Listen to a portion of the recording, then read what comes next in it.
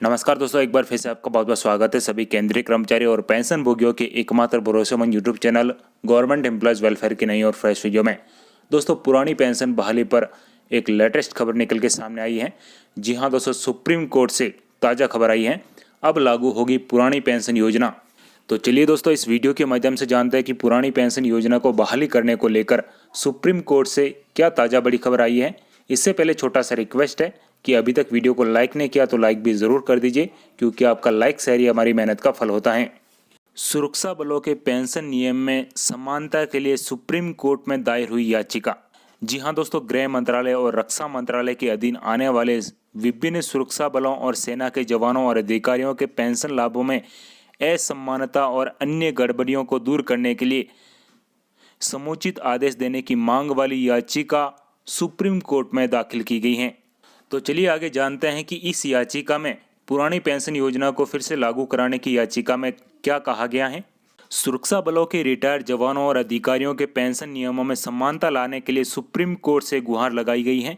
याचिका में कहा गया है कि गृह मंत्रालय के तहत आने वाले सभी सुरक्षा बलों के सभी जवानों को पुरानी पेंशन योजना के तहत ही लाभ दिए जाने की मांग कर रहे हैं।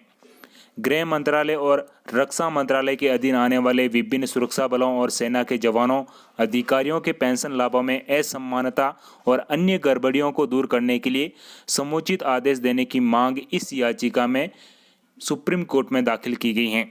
याचिकाकर्ता संगठन हमारे देश हमारे जवान की ओर से दाखिल जनहित याचिका में वकील अजय अग्रवाल ने कहा है कि रक्षा मंत्रालय के तहत आने वाले सुरक्षा बलों के जवानों को पुरानी पेंशन व्यवस्था का लाभ मिल रहा है, जबकि गृह मंत्रालय के तहत घोषित किए गए सुरक्षा बलों के जवानों को 2004 में लागू की गई नई पेंशन योजना के तहत लाभ मिलता रहा है। याचिकाकर्ता ने इसे भेदभाव मानते हुए गृह मंत्रालय के तहत आने वाले बलों को भी पुरानी पेंशन नीति का ही लाभ दिए जाने की मांग की है। हमारा देश हमारे जवान ट्रस्ट की याचिका में कहा गया है कि 1 जनवरी 2004 को नई पेंशन योजना लागू की गई थी।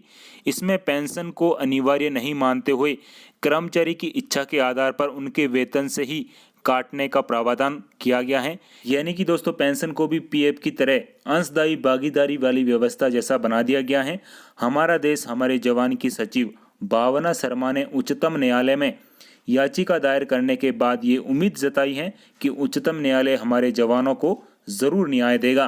याचिका में कहा गया है कि नई पेंशन योजना में जवान के वेतन से एक निश्चित धनराशि पीएफ की तरह काटी जाती है, जिसे रिटायरमेंट के बाद पेंशन के रूप में दिया जाता है।